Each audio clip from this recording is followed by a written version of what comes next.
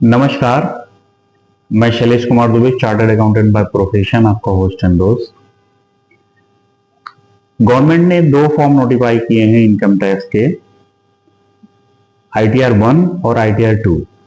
हालांकि उसको फाइल करने के लिए एक्सेल यूटिलिटी का मतलब Excel utility income tax department ने दिया है, जो कि नॉर्मली आजकल लोग एक्सेल यूटिलिटी से करते नहीं हैं और ऑनलाइन फाइल करने का कोई ऐसा सुविधा नहीं है।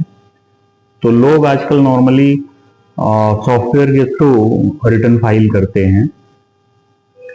तो अभी सॉफ्टवेयर और इनकम टैक्स के बीच में कुछ प्रॉब्लम चल रही है, जिसकी वजह से रिटर्न फाइल नहीं हो पा रहे, तो उसके लिए अभी वेट करना पड़ेगा। आपकी जानकारी के लिए बता दूं कि जो ITR 1 और ITR 4 दो फॉर्म्स नोटिफाई हुए हैं, तो ITR 1 किसके ऊपर एप्लीकेबल होता है और ITR 4 किसके ऊपर एप्लीकेबल होता है।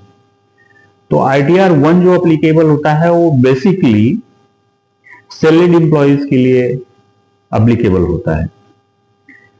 अच्छा, सैलरीड एम्प्लॉइज के लिए एप्लीकेबल होता है, उसके साथ साथ और क्या क्या इनकम हो सकता है जो उसमें शामिल किया जा सकता है उस रिटर्न में, मतलब और क्या क्या इनकम हो तो ITR 1 फाइल किया जा सकता है।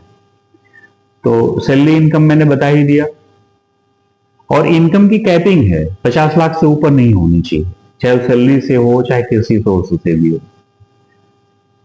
तो फर्स्ट थिंग, सैलरी इनकम को शामिल किया जा सकता है ITR 1 में। दूसरा, house property, one house property, मतलब आप घर किराए पे देते हैं और उसमें एक ही घर आपके पास है, तो उसका किराया आपके पास आता है, तो one house property. Other source of income, other source of income में जैसे आपका बैंक से इंटरेस्ट आ गया, FD का इंटरेस्ट आ गया, तो वो भी शामिल हो जाएगा। सैलरी हो गया, हाउस प्रॉपर्टी हो गया, और अदर सोर्स हो गया, इंटरेस्ट वगैरह, तो इसके इनकम को शामिल किया जा सकता है। एक इनकम और है कि लॉन्ग टर्म कैपिटल गेन हो।